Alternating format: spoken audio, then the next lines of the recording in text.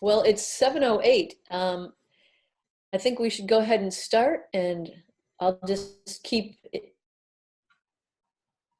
anyone's showing. So we're starting. Welcome to the May 20th Bristol Energy Committee meeting. We have a couple of guests here. Peter Brothers from Acorn Energy, and we have, there he is. And we have Jono Chapin, who is a Bristol resident and interested in energy and solar and stuff like that. And then we have our members, Carl and Richard and Stephen and Mike and myself. And possibly and John, who we can't see. And yeah, Stephen's here. All right, great. All right, so John wanted another addition to the agenda, and I'll go ahead and read that since it doesn't seem like he is able to. He would like to have us have a discussion about the money that's coming in for, I think the federal money that's coming in, billions of dollars arriving. And he thinks it should be partly used to meet the needs of people who are really needing energy in this winter, like the LIHEAP does a lot of work with helping assist people, and he thinks it'd be great if we work together somehow with legislators to see if some money could be funneled in that direction. Sally, go ahead. Sally, I spoke to John around 5 or so, and he kind of outlined what his idea was. When we get to it, if he's not on, I could maybe sub for him. Okay, great. Excellent. So we'll say that agenda item is on the agenda now. So the first thing we have on the agenda is an update on the Acorn Energy solar project in Bristol. And I kind of got some information from Ian about the select board meeting, and also Stephen had something sent to him and it gave me some information. But now we have Peter right here, so we could hear a little from Peter if he wants. I will say a few things. Ben Marks was on the call, on the Zoom, but Richard, you were there, right? Richard Butts. Which meeting are you talking about? Oh, this is Monday select meeting, May 18th. No, I was not on that one. Okay. I can go through this rather quickly to update you what was with respect to our project. Okay. What points were made, and Kevin Brown was there as well. So Kevin is the attorney. Yes. Screening. The majority of the board was for no additional screening of the array. Ben said, well, we're open to it, but the board said they will not pursue screening at this time. Although if a resident with property views makes a fuss, this issue could come back. And that seems rather unlikely, but I shouldn't editorialize. Pollinators. Nils Ben explained that we will not be generally grading the site. He further said he did not want to distribute existing vegetation too much. However, in areas that were disturbed, he committed to using a pollinator-friendly mix where possible. I'm quoting Nils Ben there, the president of our contractor, Aegis. He also discussed our recent AES2, our last project that just went online, about 2.5 months ago, where we are right now planting pollinator mixtures.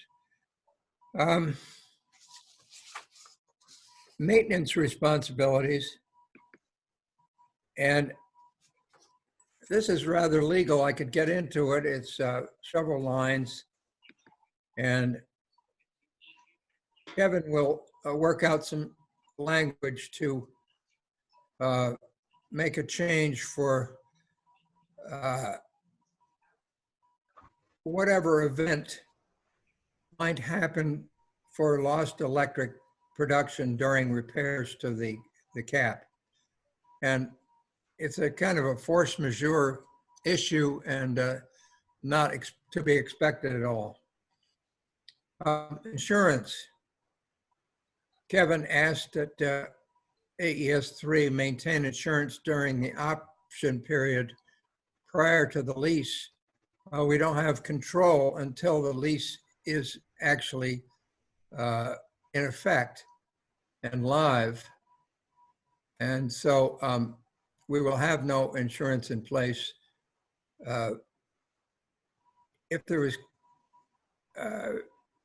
damage to the landfill cap during the site investigations, that was his concern. Nils of Aegis offered that his subs would have insurance for their investigation study activities. The only ones that would be taking place during the option period, and that's before the lease is actually in place. And he had no problem for making the town an additional insured. Problem solved. Kevin also asked whether A&R had taken any position on the amendment of the town's recent landfill closure permit. And Ben said it hadn't come up. Ben Martz said it hadn't come up. And we're happy to have him on the phone for future A&R discussions so that he could ask them himself. Overall, the meeting had an upbeat tone. There were not any thorny issues, really. And Ben is confident that we can resolve the issues outlined above. So Ben, who is a lawyer, will be talking to Kevin from time to time. And that's all I got. All right. Thank you, Peter. I talked to Ian this morning, I guess it was, or yesterday, about how the meeting went from his perspective as a select board member. And he felt like all select board members, had questions about, mainly all the select board members agreed that it's a great project and all that, but the lawyer just wanted to make sure that some details. So they spent quite a while talking about these details, but it sounds like they will be signing, the lease. The MOU was already signed, and so this is just right. Wrapping up the lease agreement. And it's just everyone wants to make sure it's really clear, since it's a 25-year commitment that the town is stepping into. But it sounds like it should go that way. And I think probably Kevin Brown just needs to sign off on it, or just say, hey, yeah, your latest things are good enough. Is that what you think, Peter? That's what I get from Ben, and it's in the tone of his after meeting minutes as well. Yes. And then Energy expects to move forward after that is signed with the Department of, the Department of Financial Regulation, and that's one of that kind of thing. One of the things before we can approach investors, non-accredited investors, we have to have a complete review and acceptance of how we do this by the DFR, Department of Financial Regulation. We did this couple of years ago, before all the delays, and then they know exactly what our business plan is, and we don't expect any delays. Matter of fact, the thing is pretty much all written, except for the special details. Right. So you're referring to, you went through the whole process with Shoreham, and now that that's been done, and this is going to be similar, then it should go pretty quickly, you're saying. I think so, yes. Yeah. Great. All right. And so that's great. I guess we're up to, that's the update. There's not much more we know. We just wait until things start moving and we hear from when you want to, reach out to people more. And do we have a role in that, or do you just do all of that yourself? Acorn Sally, Energy. we're not going to ignore you, Sally. That's great. No, you have a lot of influence on this. It's been great. There is one sticky thing until we get the lease option agreement actually signed by the board, and I think that's imminent. We can't move on a request to the power company, Green Mountain Power, to start designing and figuring out how much the line is going to cost. And it's about 1,300 feet, as I recall, from the last pole where three-phase power ends. We'll pick that three-phase power up and bring it down. I'm sorry, I'm not remembering. That's okay. From Munsell over to Pine Street. Exactly. And then down a steep hill and connect to our new pole. And we don't have permission for them to start yet, but that's imminent. Great. All right. Well, thanks. Is there anything else you want me to? Thinking about it, Peter. I think people, I don't think so, but I just wanted to say that people have been asking about it and are interested, so that's great. Well, who else wants to ask a question before I go? The dinner looks great. So, Peter, I think Sally already answered this, and I think you did too, but I just want to be clear. Our next step as the Bristol Energy Committee is we're just in waiting mode to find out from you folks what our next step is. Find out from us what your next, what is? You're cut out there. Okay, sorry. What should the Bristol Energy Committee be doing next? Well, I don't want to say anything in front of Richard, so I You want me to black out? No, speed is still of the essence. We're not panicked yet, and one of our deadlines got slid back a month, but we still need to keep things rolling. And I think the CPG, the Certificate of Public Good, shouldn't be that much of a problem. Once we have permission, we can apply for it. From the board, we can apply for it. And since this is a preferred site, as you probably well know, having a solar array on a landfill is where they want it. And we're actually, it gives a project an extra 1 cent per kilowatt hour for 10 years. So no biggie, but I think we don't see any problems with the Certificate of Public Good. Great. So do you see anything at all that the Energy Committee could be doing right now to be helpful, or just wait? No, just stay close to your telephone. All right. Great. No, I can't think of anything. All right. Cool. And Mr. Engvall, you show up as Caroline. Are you Carl? Yeah. Yeah, my wife and I are easily confused. I'm Carl.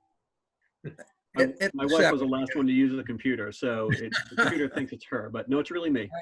I know it's you.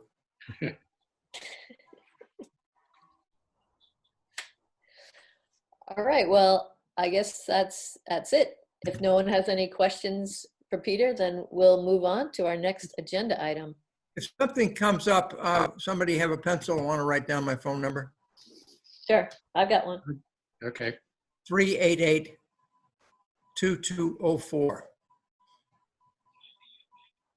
What if this is the wizard next to that? The wizard. At this age, I'm feeling less and less like that, Jono. Actually, the next agenda item is Be the Change. Oh, And Richard is going to talk about some of that, I believe. And that has to do with the solar array. yeah, go ahead. Yeah, I just suggested to Richard that we might want to, go ahead. I was just going to say, if you call the other one Rich Carpenter, it'll be easier for us because he usually goes by Rich and you go by Richard. It'll Okay. make it easier for us to know who's being talked about. Oh man, this is confusing. I had a hard time with my own name. You're Richard. Okay, so I talked to Rich, or I emailed Rich and just suggested the idea of planting pollinator plants in the array and mentioned Be the Change, which is Rich, here we go, which is Mike Kernan's, Kernan's group. Yep. And he said that you had done that in Shoreham. You had just signed an agreement. That's right. And so I don't have any further information on that. I just posited it to get it into the mix. And I think you've addressed it pretty well, Peter. Well, I think Sally's idea of having sheep grazing up there, the bees are a lot easier to handle than, Yeah. Sally doesn't even have any sheep. Yeah, you don't have to shear the bees. Wow. I think that the pollinators could be great. I love the idea of putting them wherever the area has already been disturbed. And I think that we may or may not need to hire Be the Change. We could hire them, but if it was only a small thing, maybe it's something that some of us residents could do. Put some good pollinator plants in spots. I mean, I just went and got a bunch of good plants today that are going to go in my garden area, and they're meant for pollinating. Yeah. You know, so depends on how much we want to do. I have a packet of seeds as well. But I think it's in our budget, Sally. Okay. But if you want to keep pushing, that's fine. No, that's all right. Whatever. I think it's great that we go forth however we go forth, and we'll keep in touch about how it works. Great. Anything else? I'll hit the leave button. We want you to stay on. We don't, you know, that dinner can wait till tomorrow. Were you watching when I stood on the scale, Richard, this morning? We don't have that kind of relationship. Jeez. I'm going to head back out to get some work done while there's still some light, but I was interested in the Be the Change part of the agenda, and it sounds like that's been covered. So good progress to hear about the solar part of the agenda and continued swift movement on it all. Swift, Thanks, please. John. Yes. Thank you. Okay, can I hit leave now? Yep, you're free to go. Little red button, and you got my phone number. Thank you all. Thank you. Thank you, Enjoyed it. Peter. Thank you, Peter. All right. Let's see now. Looks like I have my agenda where I can't see it. So does anyone have an agenda on hand? Let's see.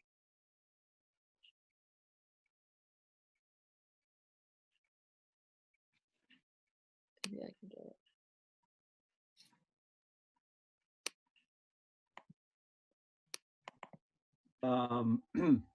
The Uh, Vermont climate legislation, Oh, here it is. summary Yeah. by Richard. I have it here. So I just need to get back to my thing and I can share my screen. Oh my goodness. Can you guys see that? We can. Okay.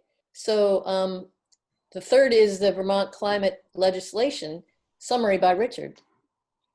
From bees to climate legislation. I hope we don't get stung.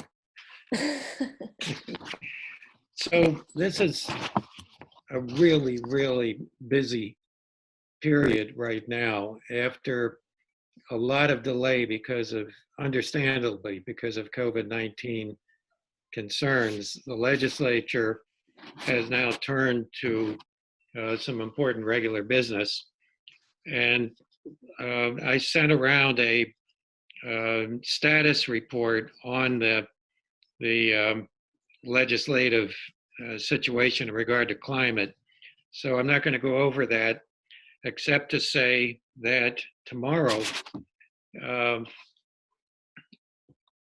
coming out of the Committee on Natural Resources and Energy will be the Vermont Global Warming Solutions Act. This was passed overwhelmingly in the House, and we really want to contact our legislators right away, particularly in Addison County, because Chris Bray is our shepherd on this, and we want to let them know how important it is to us that the Global Warming Solution Act be passed. It's going to be discussed on quote unquote the floor of the Senate tomorrow and Friday, and hopefully passed with an overwhelming majority. And we need to do several things. First of all, we need to thank our representatives, both senators and legislators, regarding the work they've been doing on COVID-19. But also, they have been working on, they've passed, let's see, S337, which is an act relating to energy efficiency utilities that's passed out of natural resources and energy by the Senate. That's been passed. And then H185, which is a kind of an unexpected bill, was passed in the House and referred to the Senate. And that's a public health bill that will be important in future crises. I don't have the details on it, but it's really being looked at as part of climate legislation because it will kind of set the stage as we had not had it set when COVID-19 came about. So we want to thank them for the work they've been doing on that. But really tonight or tomorrow morning, email Chris and any other representative, any other senator, what's her name? I keep forgetting, regarding the passage of this bill with a big majority. There is some. Is it Ruth Hardy? Ruth Hardy, yeah, I don't know why I blew it out.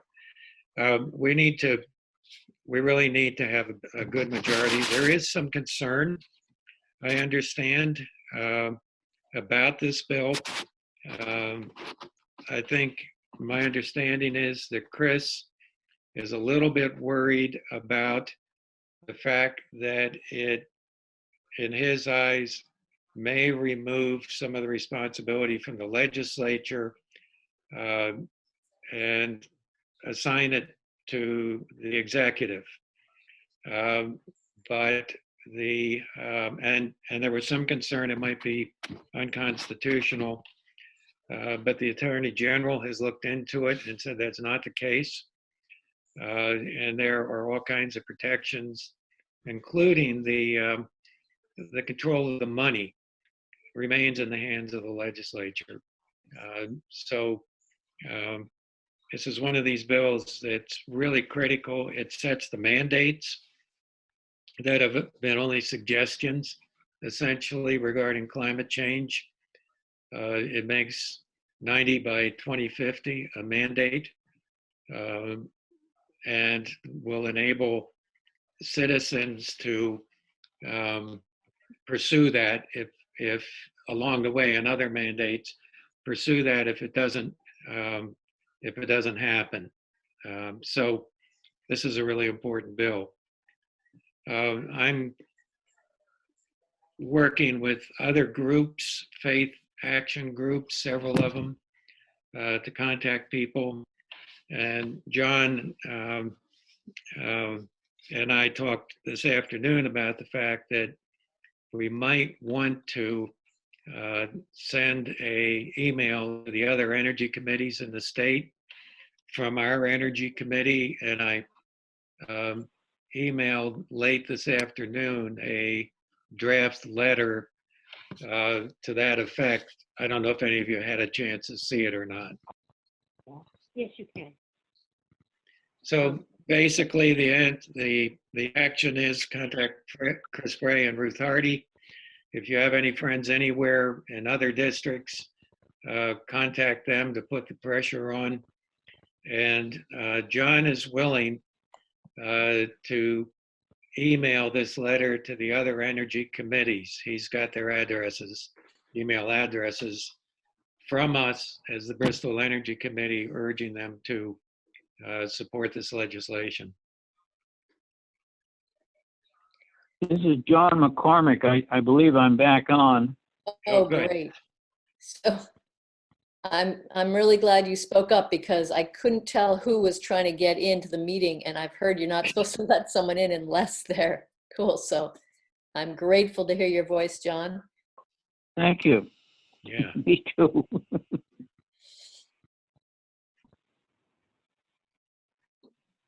Oh, but I'm not. Okay. Somehow I got off the video too. I don't know what's going on. Anyway,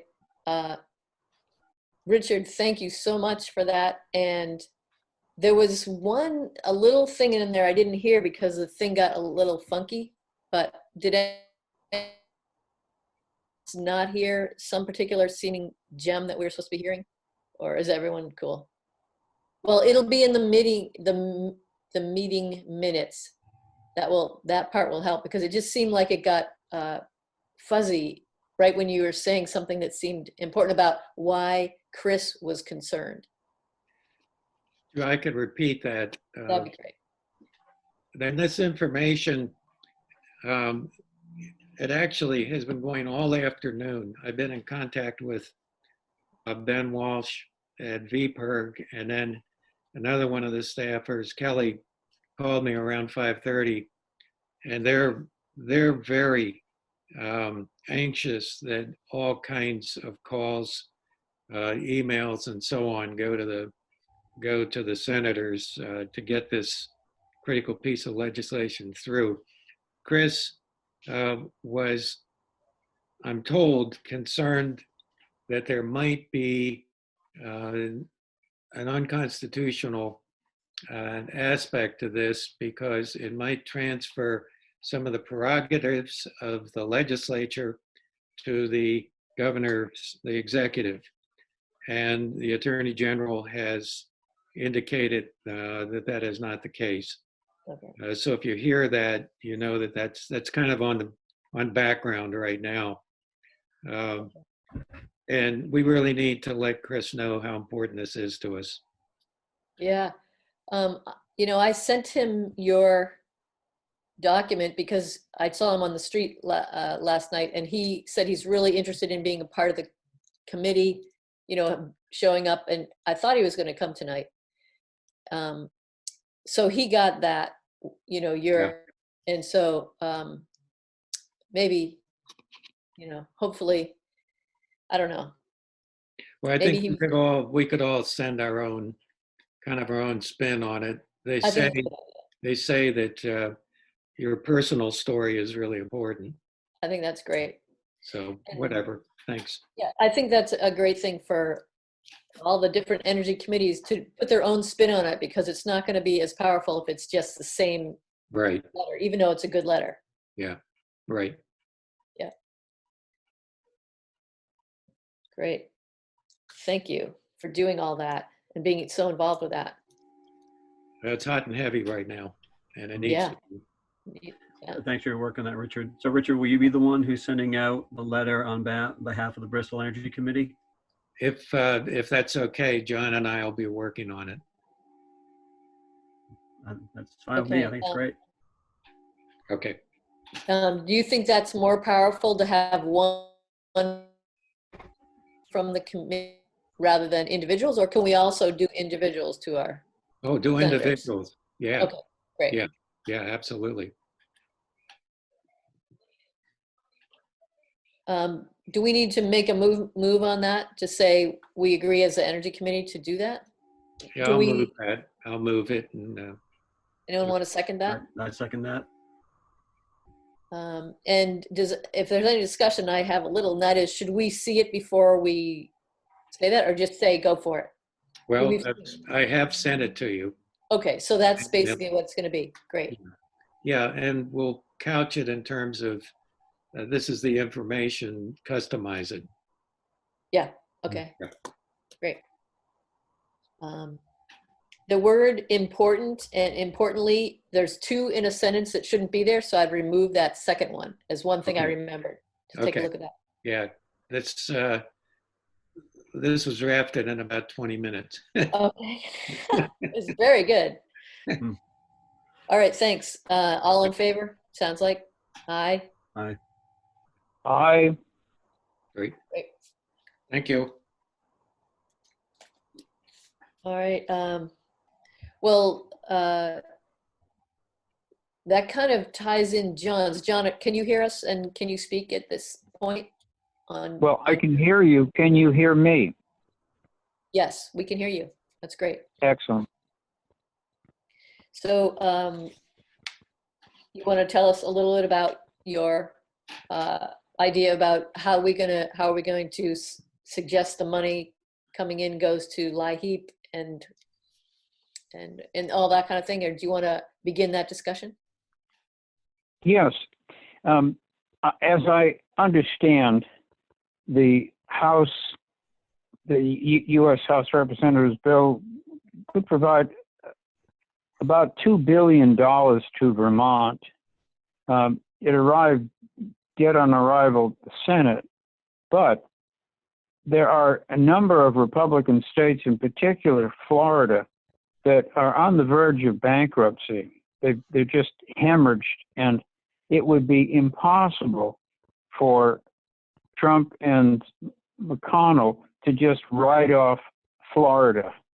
And I'm sure there are other Republican states as well. So there will have to be some aid to the states in a House and Senate relief bill. What amount Vermont might get, no idea. Let's say it's upwards of $1 billion. I think now is the moment in time to start talking with some of the organizations, Capstone, Champlain Valley OEO, Heat Squad, etc.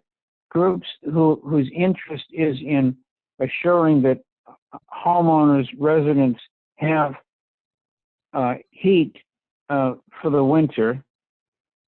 I also suggest that because the new budget that the governor is going to be viewing will have such a deficit to begin with, the idea that we would get money for weatherization might be a real challenge.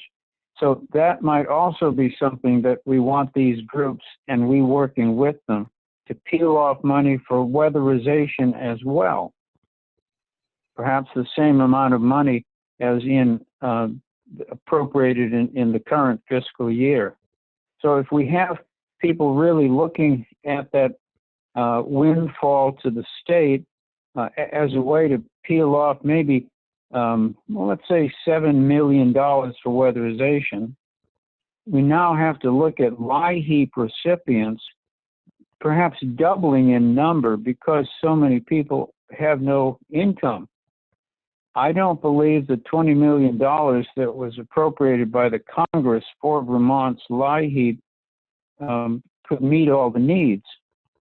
So a way to perhaps, well, deal with that shortfall might be that another demand that we make of that money from Congress would be to buy a mass purchase of heat pumps. Well, let's say 1,000 heat pumps at about $4,000 a piece. Those heat pumps could be provided to LIHEAP recipients who then could greatly diminish their need for LIHEAP funding, and that would then keep money in the LIHEAP account to cover more clients. So it's those two issues that I think the organizations most concerned about the health and well-being of Vermonters in the winter could possibly cause the governor to say, I'll shift money that we're given to weatherization, to heat pumps, to LIHEAP, to assure that in this coming winter, there'll be adequate emergency funding. Period. Thank you. I certainly strongly support this idea. I think the notion of not only weatherizing, but providing low-income people access to heat pumps once they have had their home weatherized really makes a lot of sense. And because let's say that Champlain Valley OEO has a protocol for determining who is eligible for free weatherization. So I think you can use similar kinds of guidelines to identify homeowners, individual renters in whom could also qualify for either a free heat pump or let the state put a lien on the property to recoup the money that it invested in that heat pump at the point of sale of the property. Yeah. So this is something that, have you talked to any legislators about this, or were you trying to just first talk with our energy committee and kind of get ideas together first? I'm bringing it to our energy committee with the idea that if we agree to pursue this, then we can start making phone calls, we can do some research, and actually perhaps even come up with a letter to appropriate people to get them thinking about this, because I don't believe anyone's thinking about what we've just discussed. Right. You know, when money comes to the state, people are going to say, well, now we can cover the pension fund or, opioid treatment, etc. I say we also have to consider that LIHEAP is a life and death issue for a lot of Vermonters. And if the Congress isn't going to provide LIHEAP money, then the state will have to do that, or we'll see some terrible suffering. Yeah. All right. Well, I think it sounds like a good idea.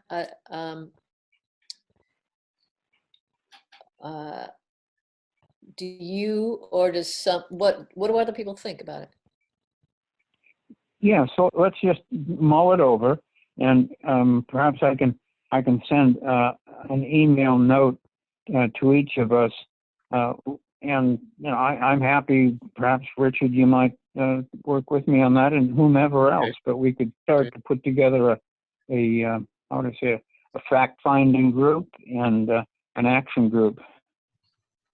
Okay, I think that's something we should probably do now if we're going to do that, because we're not going to meet again for another month. And we can't Right. really do a whole lot when we're not in a meeting together. So, Sure. Yeah. who would like to be on a fact-finding group to,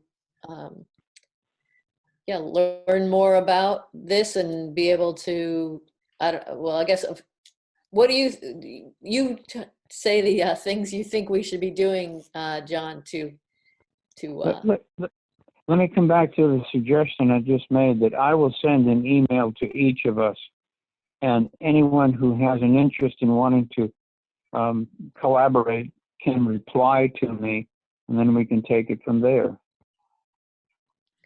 Is the objective to come up with a proposal by the next meeting?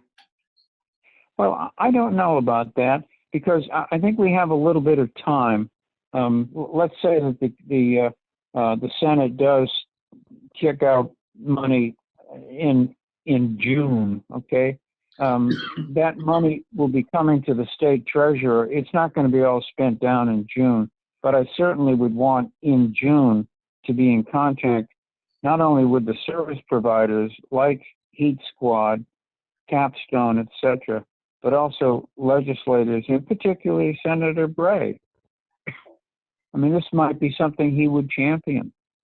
Weatherization, heat pumps, lie heat protection. It might be something he would say, I'll work it through the channels. We'll see. But I mean, I'm throwing an idea out on the table, and if anyone wants to noodle it with me, they can reply to my email.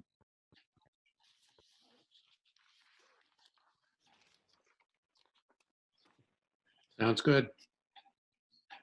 Good. right? There we go. Well, thank you. Thank you. Yep. I'm sorry, I had some difficulty connecting with you, but my wife saved the day. Oh, okay. Yeah, I didn't know how to let you in, or if I should, because I didn't know who you were. It was not a number I recognized or anything. Okay.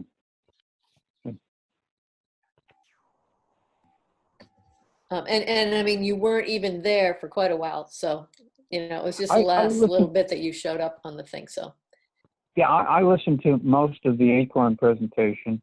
And, may I suggest also that we should be talking about the town dump as an industrial park where there is space available after the deployment of the solar panels for other ventures. Even someone who would want to say, I'm going to start a composting operation. Yeah. On July 1, we can't throw our chicken bones into the dumpster. So that may be something we'd want to consider, is build it as an industrial park, looking for people who have ideas and money and can utilize that space according to rules and regulations, but utilize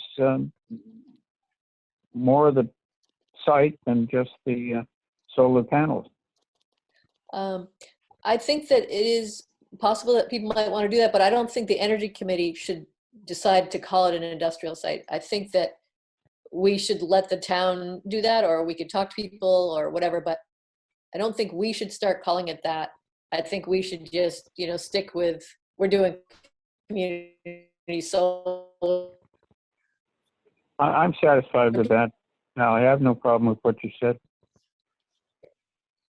Okay, great. Every now and then you sound like R2D2, Sally.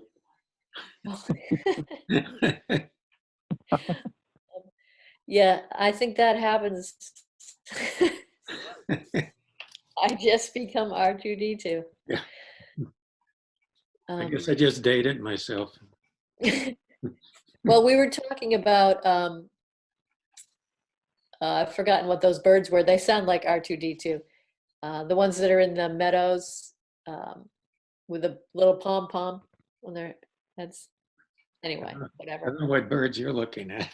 I've been birding a lot, and I can't remember the name of those. But anyway, the ones that they nest there, and you worry about the farmers.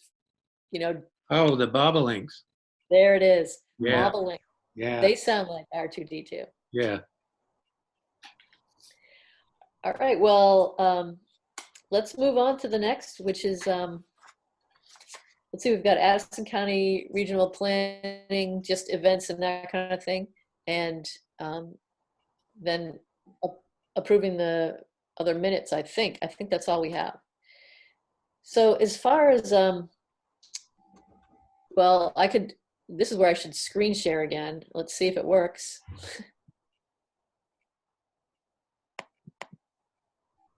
Okay, so the Addison County Regional Planning Commission has really gotten going with making more things available on their sites, and they've really focused on energy and made I guess a whole page or whatever it's called for energy.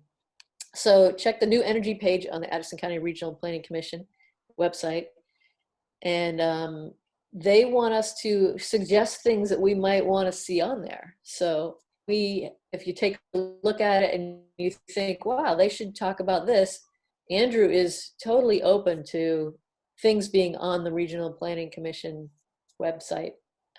They're really trying to give more information, and they're really excited about energy things right now.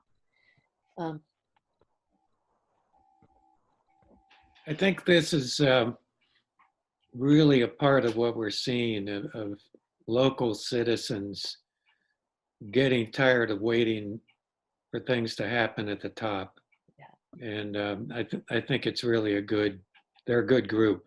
Yes, I agree. Yeah, it's great. One of the things that's been going on is a group that has formed that is a bunch of energy committees, or I guess it went out to energy committee leaders. I got an email, but I don't know if everyone on the committee got one, saying, hey, do you want to be a part of this discussion kind of statewide?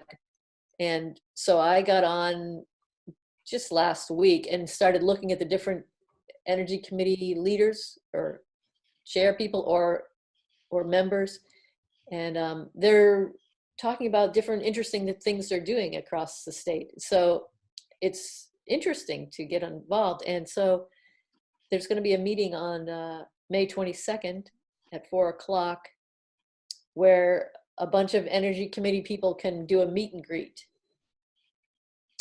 And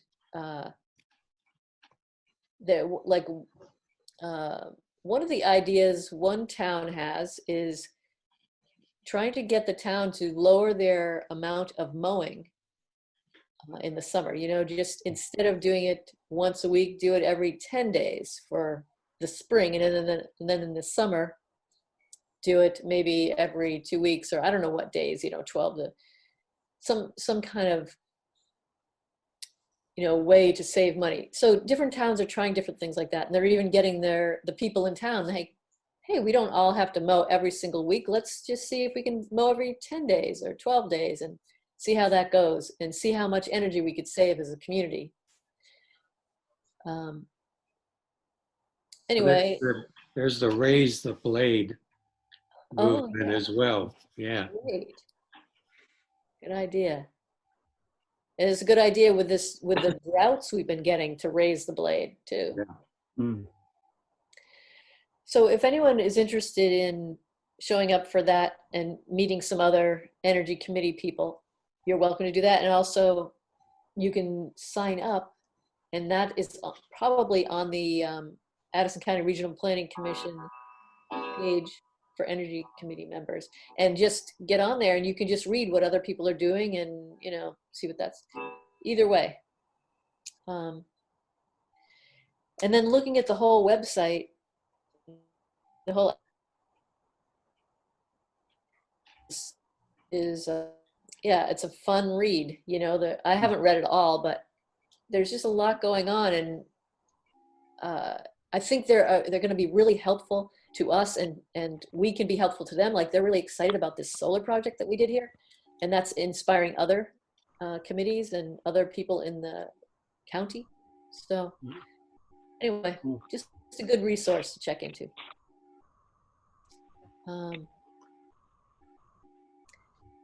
So should we just move on to anything else before we approve the minutes from last month?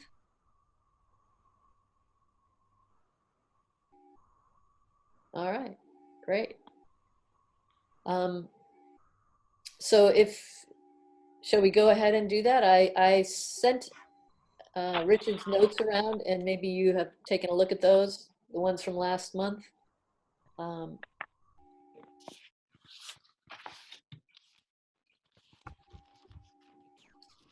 And people have enough familiarity with them to approve them? I could probably find a copy too.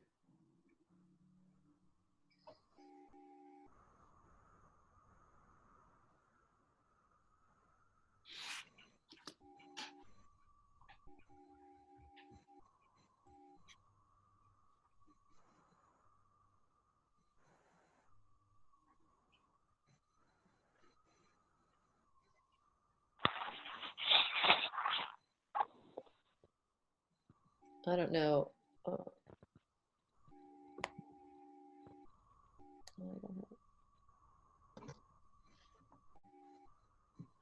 don't know. I just scanned them. They look fine to me.